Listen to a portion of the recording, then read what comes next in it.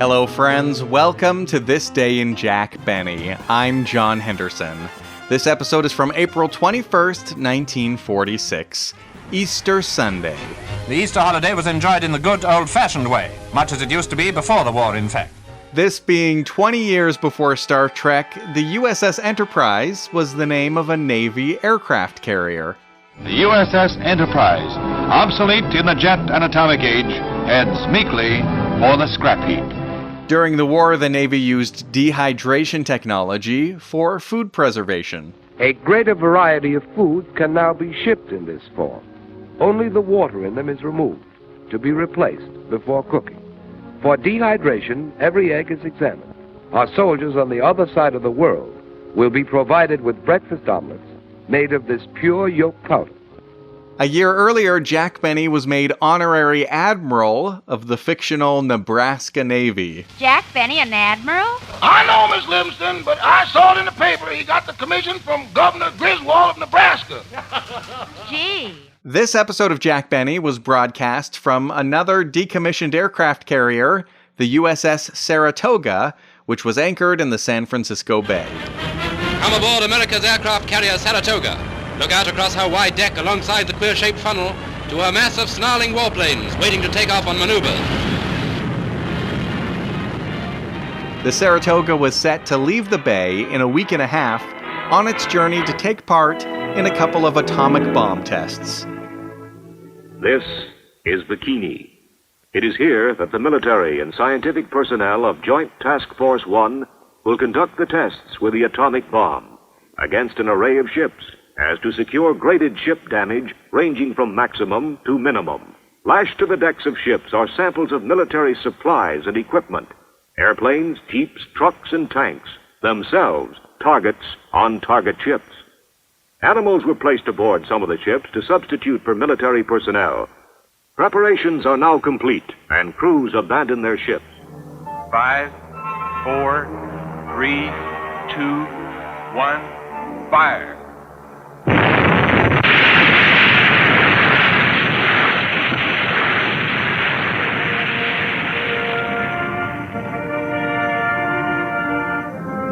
Seven and a half hours after the explosion, the aircraft carrier Saratoga, grand old fighting lady, sank as a result of heavy underwater hull damage. The Saratoga was sunk on July 25th. Back here in April, Jack Benny and the gang were in San Francisco, and comedian Fred Allen was in Los Angeles. Rochester, this is Mr. Fred Allen. I just got in from New York. Is there any chance of using Mr. Benny's room while he's away? Did you say use or rent? In theaters, you could watch the new Disney movie, Make Mine Music, featuring some Disney shorts like Willie the Whale That Sings Opera, voiced by Nelson Eddy. Mammy's little baby loves shortening. Mammy's little baby loves shortening bread. And finally, they mention galley slaves, which you may have seen depicted in movies set in historical time periods. These were the shirtless men rowing large ships in unison to the beat of a drum. You will be handed over to the military authorities, under whose direction you will be chained to the oars of a galley in servitude for the rest of your natural lives. If you'd like to contact me, you can find my information, along with all the old episodes, at thisdaybenny.com. And enjoy the show. The Jack Benny Program. Quality of product is essential to continuing success. An outstanding example, Lucky Strike. At 49 American. Lucky Strike means fine tobacco. So round, so firm, so fully packed. So free and easy on the draw. LSMFT. LSMFT. LSMFT. Remember, year in, year out, Lucky Strike means fine tobacco. So smoke that smoke of fine tobacco, Lucky Strike.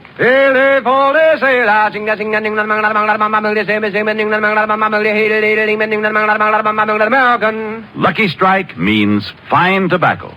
And here's what Mr. F.G. Clay, independent tobacco warehouse owner of Versailles, Kentucky, said. I've had a ringside seat at the auctions for 22 years. Up through the years, I've seen the makers of Lucky Strike buy fine tobacco. Tobacco that's smooth and mild. I've smoked Lucky's myself for 13 years. Mr. Clay really knows tobacco. He has to. And in a cigarette, it's the tobacco that counts. So remember, Lucky Strike means fine tobacco. For your own real deep-down smoking enjoyment, smoke that smoke of fine tobacco, Lucky Strike.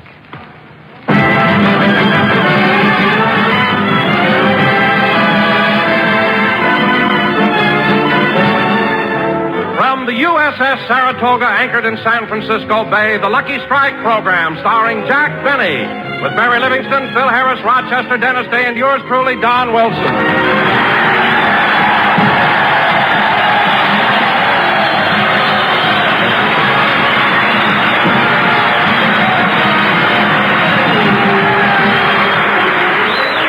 Gentlemen, tonight we're all gathered aboard that valiant aircraft carrier, the U.S.S. Saratoga. In a few days, the Saratoga will be on its way to Bikini Atoll to participate in the history-making atomic bomb test.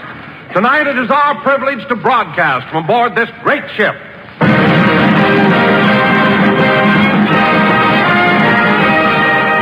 And now, ladies and gentlemen, from the Saratoga, which is affectionately called Old Sarah, we bring you another old lady, and here she is, Jack Benny.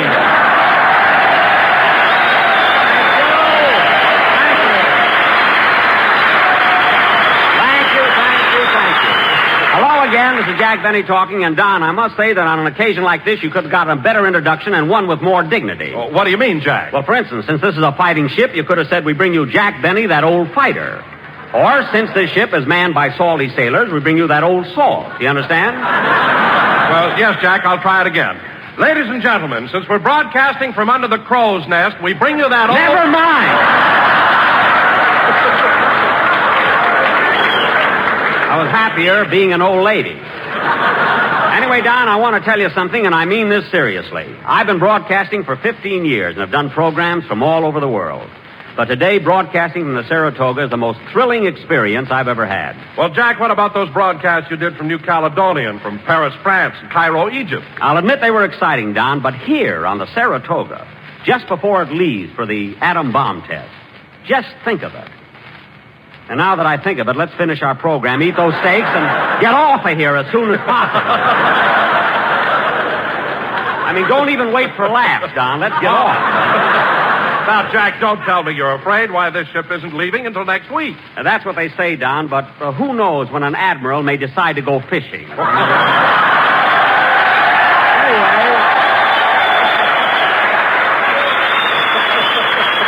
Anyway, don't worry about me. Let's do a good show tonight because the sailors here have been in San Francisco quite a while and they're lonesome. Well, I don't know why they should be lonesome. I don't know why they should be lonesome at all. There are a lot of pretty girls in San Francisco. I know, Don, but the way this town is built, you know, with these steep hills, it's so hard to get a date. Well, what do you mean? Well, last night I followed a girl down California Street. Just as I got to her, she stepped aside and I fell in the bay. So I spent the rest of the evening with a mackerel. Believe me, I didn't... Pardon me, Mr. Benny. Huh? Oh, what is it, sailor? I hate to interrupt the program, but Captain Ring told me to give you this note. It's urgent. Well, let me have it.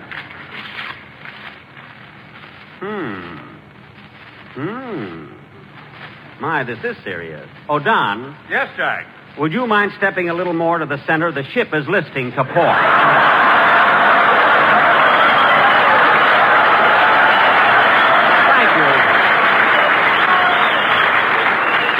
Thank you, Don. Does that straighten out the ship, sailor? I'll find out. Is that all right, Lieutenant? I'll find out. Is that all right, Commander? I'll find out. Is that all right, Admiral? I'll find out. Is that all right, Ensign? Ensign? Only... Admiral, do you have to ask an ensign? Only today. His mama's listening in.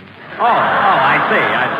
Well, look, sailor. Yes, sir? I'll try and keep Wilson in the middle of the ship, and if things aren't right, let me know. Yes, sir. Gosh, Jack, I can't believe that I could cause the ship to list. I'm not that big. You're not, eh, Don? You look like Nob Hill in slacks. So just stay in the center of the ship. Hello, Jack. Hiya, fellas.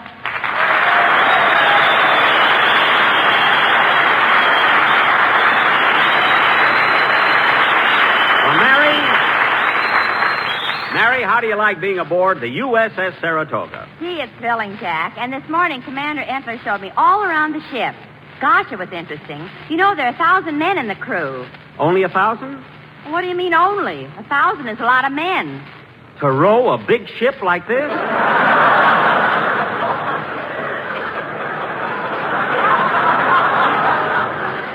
Row? Jack, it so happens that... No, I'm not going to tell you. Tell me what? No, I can't tell you. It's a military secret. Oh, come on, Mary, tell me. Well, Jack, since you were in the Navy, they got rid of the galley slaves. Well, I won't tell anybody. Say, Mary... Jack, I'm sliding away from you. Don, get back in the center of the ship. There, that's better. Say, Mary, on your little tour... Mary, on your little tour around the ship, did you learn any other interesting things? Yes, Jack, I saw Captain Ring climbing way up the superstructure. Then I saw him crawling behind the gun turret. And then I saw him slipping into one of the lifeboats. Really? I'll bet he was placing delicate instruments for the test. No, he was hiding Easter eggs for the boys. Now, isn't that nice? Captain must have a hard job every Easter coloring those powdered eggs, you know?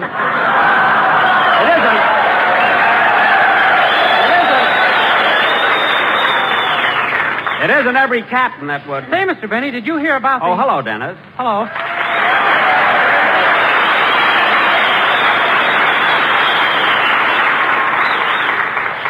Say, Mr. Benny, did you hear about How do you feel, kid? Fine. Say, Mr. Benny, did you hear You about look great, you know. Thanks. Say, Mr. Benny, did you hear about the... Hear about what? Hear about what, Dennis? I better not tell you. It's a naughty joke. Well, Dennis, people shouldn't tell you those kind of jokes. I made it up myself. Oh. And now, fellas... It's about a traveling Boy Scout. Never mind. I don't want to hear it. Anyway, we haven't time for that now. You know, Dennis, we're all here aboard the Saratoga because in a few days it'll leave for the atomic bomb test. Oh, boy! Mr. Benny, what's an atomic bomb? I'm glad you asked me that, kid. You see, an atomic bomb is a very special kind of bomb. It's a bomb that's atomic. Now, you see, atomic energy is composed of three different things. Neutrons, protons... And nylon. Thanks, Mary. Now, the scientists had no trouble getting the protons and neutrons, but only officers could get the nylon.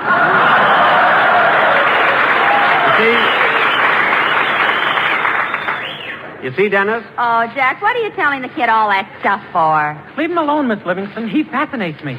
Thanks, kid. Now, the big problem that faced us scientists was to split the atom. First, we had to use some uranium, which is better known as U-235. It was marked down from U-250, you see? That's Fred Allen walking up there. Then we put this...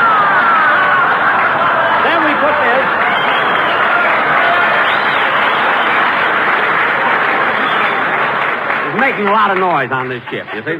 Then we put this into a cyclotron. Mix it with neutrons. And add a pinch of salt. Mary.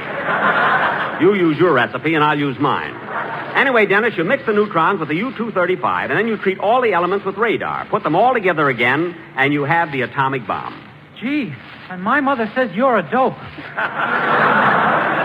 Oh, she does, eh? My father thinks you're a dope, too.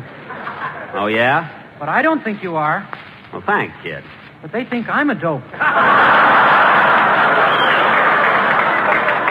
Dennis, that's enough. Now, Dennis, let's have a song. After all, you were in the Navy. These are your buddies, and they're all anxious to hear you. Okay. You know, Mr. Benny, last year when I was in the Navy, I sang on this ship. I know you did, kid. It must be nice being back here again. By the way, would you like to say something to the boys before you sing? I sure would. Go ahead. Hey, fellas, do you want to hear the story about the traveling Boy Scout? Dennis. A Boy Scout went into the woods and built a fire. Then a week later, he went back, and the fire was still burning. Still burning? Don't you get it? Get what? He spent the afternoon in the woods with his old flame. Oh, for heaven's sake. Traveling Boy Scout. Go ahead and sing. Oh, Mr. Benny. Yes? You've got your fat announcer off center again. Don, keep your seam on the beam. Go ahead, Dennis. Let's have your song. Come on.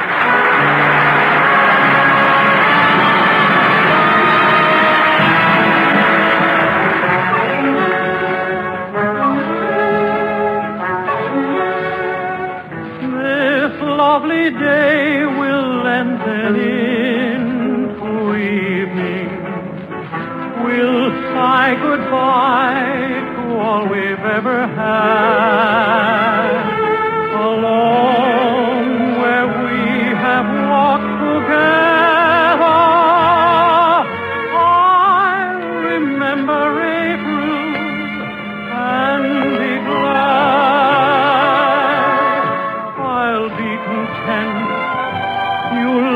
me once in April. Your lips were warm, and love and spring were new. But I'm not afraid of autumn and her sorrow, for I'll remember April and you. The fire will dwindle into glowing ashes, for flames and love lit such a little while. I won't forget, but I won't be lonely. I'll remember April, and I'll smile. The fire will dwindle into glowing ashes, for flames and love lit such a little while. I won't forget, but I won't be lonely. I'll remember April, and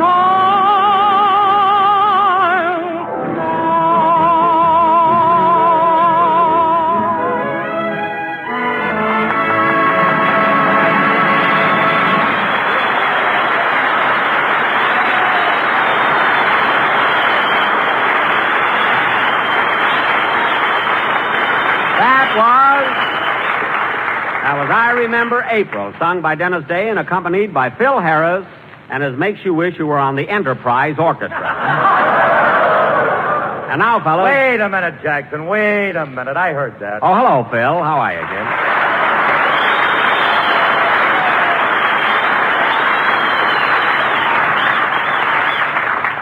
Listen, Jackson, there's a time and place for everything, and I wish you'd have a little more respect for my musicians, especially in front of all these guys. What? My boys done their bit. In fact, more than half of them were overseas. No kidding, Phil. Where were they? Alcatraz. Alcatraz? Phil, are you crazy? Alcatraz is a prison. Then how come my boys all got discharge buttons? Let me see those buttons. Well, now, isn't that cute? A little file. How nice. Anyway, Phil, I don't care where they came from. You've got a great band. I'm only kidding when I pan them. I'll say they're great. You know what, Jackson? I'm always tickled to death when I get back to San Francisco. I had my band here the first time at the St. Francis Hotel 20 years ago. No kidding. That's right, and Frankie, my guitar player, is the only boy that's still with me. Well, what do you know? Say, Phil, how come Frankie's been with you all these years? Jackson, if I had on you what he's got on me, I'd be the star of this show.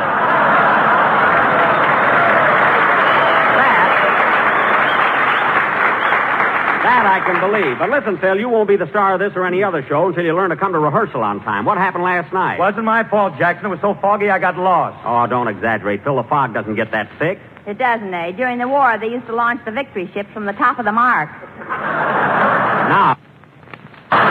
Now you're being silly. No, she ain't, Jackson. That's where I always go to get launched. Oh, yeah. Yes, sir. Hit me on top of the head with a bottle of champagne. I'm sailing today. Phil, can't you stay in dry dock for just one night? And stop using the fog as an alibi. But, Jack, Phil's right. Between the fog and the hills and this is some town. Well, what are you talking about? Well, last night, some silly jerk followed me down California Street, and when I stepped aside, he fell in the bay.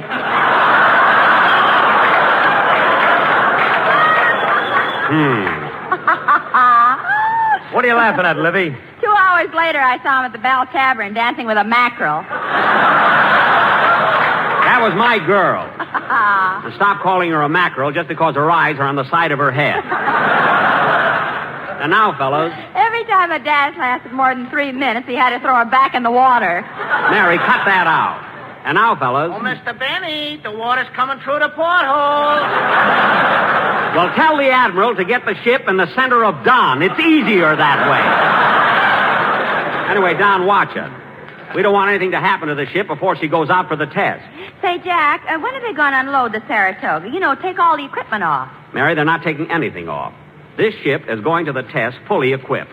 From the airplanes on the flight deck down to the dishes in the galley. Jack, do you mean to say that they're leaving everything aboard just as though she were going to battle? That's right, Don. Even the supplies in the ship's store? Everything. Even those lucky strikes that are so round, so firm, so fully packed, so free and easy on the draw? Yes, Don. But, Jack, don't they realize that Lucky Strikes are made of the finer, the lighter, the naturally milder tobacco? Of course they do, kid. Of course.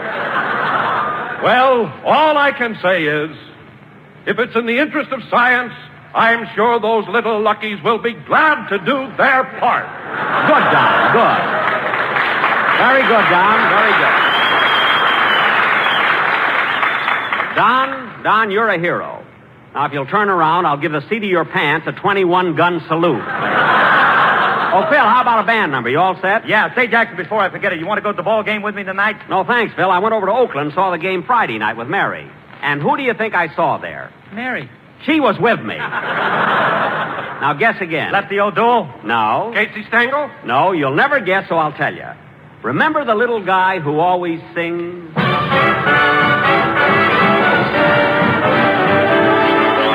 Pickle in the middle and the mustard on top. Just the way you like him, and they're all red hot. Tasty little hot dog and some pop. Just the way you like him, and they're all red hot.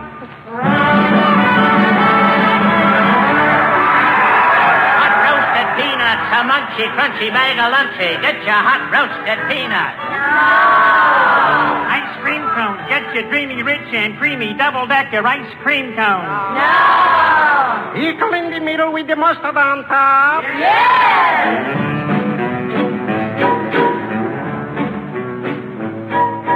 Pickle in the middle and the mustard on top. Just the way you like it, and they're all red hot. Everybody's living like a lord, eating Coney Island smorgasbord. We're sick of chicken and we're tired of steak. Well, nothing could be better than the weenies I made. Once we start to eat them, we can't stop. With pickle in the middle, sizzling off the griddle. Pickle in the middle and the mustard on top. 2 hot dogs, please. Corporal Puppy is coming up. Would you like it maybe baseball style? Baseball style? What's that? 3 bites and you're out. No, we'll just have the regular hot dog. Okay, what kind of mustard would you like? Well, what kind of mustard's in this jar? Hot and cold. Wait a minute, how can you have hot and cold mustard in the same jar? Stick your finger in, it's cold. Stick your tongue in, it's hot. Oh, well, just give them to us plain. We only came over to hear you sing anyway. Oh, thank you.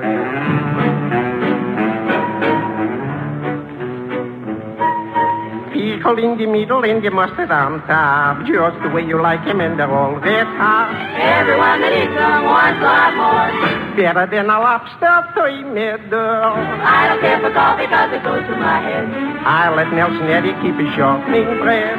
We can gobble hot dogs till we drop. With pickle in the middle, sizzling off the griddle. Pickle in the middle and the mustard on top. We like the mustard on top.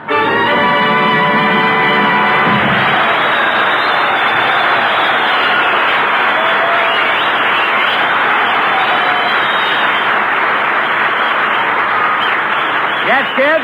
Yes, that's who Mary and I saw at the ball game Friday night. And now for our... Mr. Benny, here's a telegram that just came for you. Telegram? Thank you, sailor. Well, listen to this, kids. Congratulations on your first anniversary as an honorary admiral in the Nebraska Navy.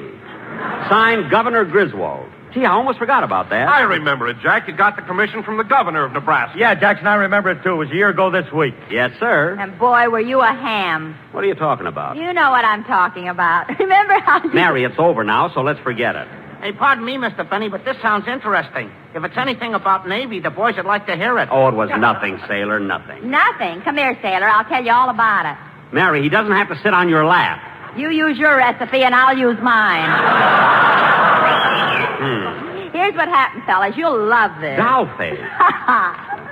It was a year ago this week, and I happened to call Jack's house to tell him that butter was getting short and he should stop using it on his hair. So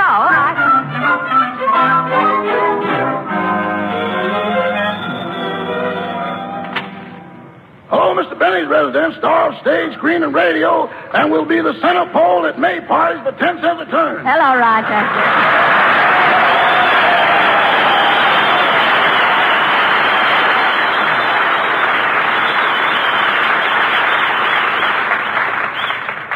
Rochester, I'd like to speak to Mr. Benny, please. Oh, I'm sorry, Miss Livingston. I wouldn't want to disturb the Admiral now. Admiral? Haven't you heard? Mr. Benny is now an Admiral in the Nebraska Navy. In the Nebraska... Oh, I get it. He's been made an admiral in an imaginary navy. Yeah, but he's taking it seriously. He made me sew gold stripes on his blue serge suit. Oh, for heaven's sake. Rochester, how many stripes did he make you sew on? I don't know, but you could cut the sleeves off at the elbow and he'd still be a full admiral.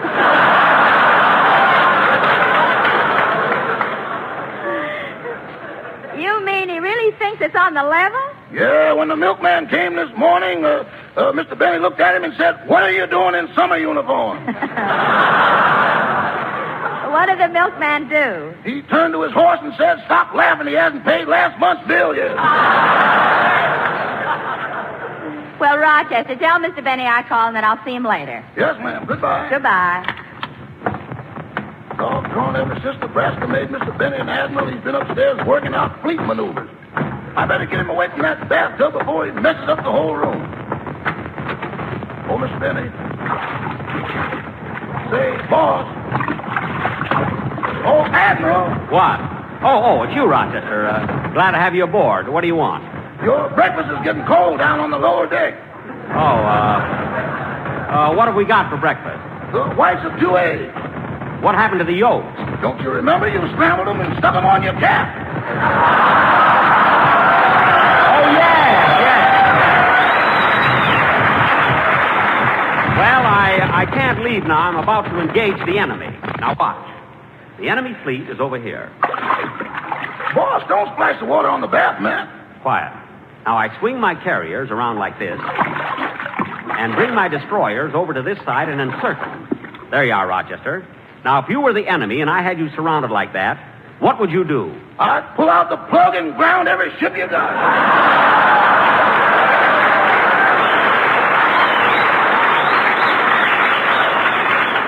Rochester, that was brilliant. Starting tomorrow, you're an ensign. Thank you, sir. Now go to the wireless room and send this message to Admiral Nimitz.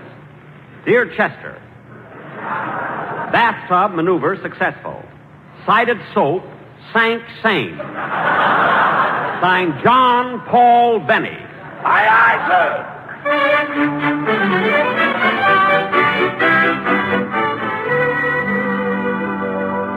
And that, fellows, is exactly what happened a year ago this week. All right, Mary, you glad now you told him? Oh, Jackson, you're not mad, are you? Of course not. To prove it, I want all of you to come up to my hotel room for a fish dinner tonight. What are we going to have? Mackerel. When I catch them, feed them, and dance with them, I'm not throwing them back. Pray, Phil.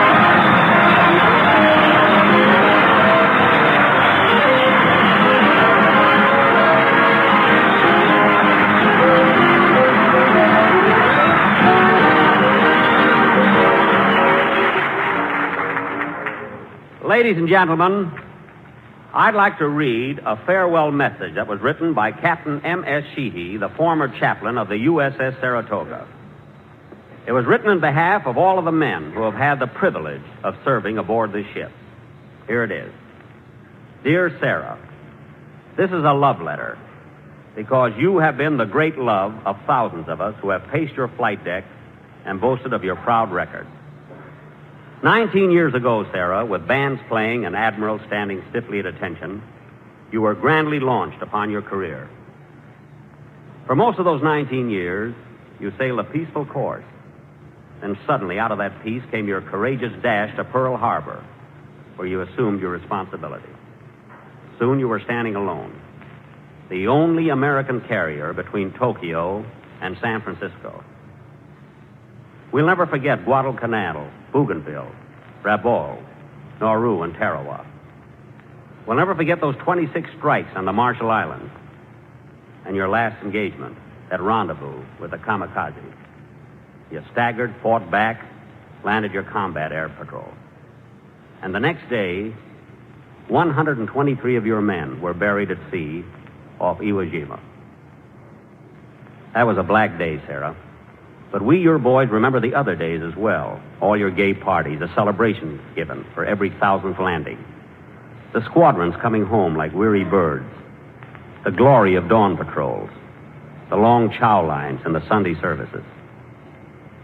We remember how our hearts lifted when every plane took off and how they sank when we counted the missing ones. To us, Sarah, you were more than a ship. And so we, your boys all over the world, want to say farewell.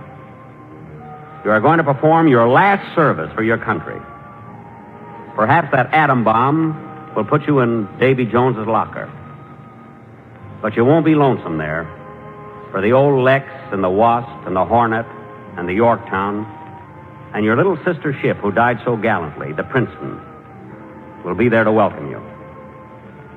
And we men of the Navy want you to know that wherever your hulk may be, your spirit, the spirit of the U.S.S. Saratoga, will go marching on and on and on.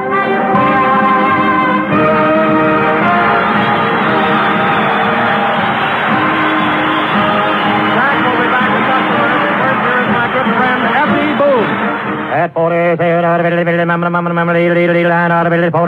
American. Independent tobacco experts, auctioneers, buyers, and warehousemen, men who spend their lives buying, selling, and handling tobacco, know that fine tobacco means a fine smoke.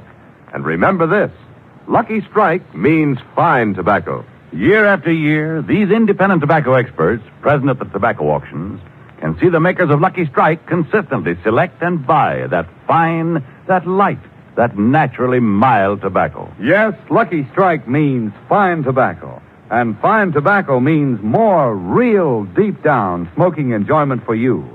So smoke that smoke of fine tobacco, Lucky Strike. So round, so firm, so fully packed. So free and easy on the draw. The famous tobacco auctioneers heard on tonight's program are Mr. F.E. Boone of Lexington, Kentucky. At 49, American. Mr. L.A. Speed Riggs of Goldsboro, North Carolina. American. This is Basil Rysdale speaking for Lucky Strike.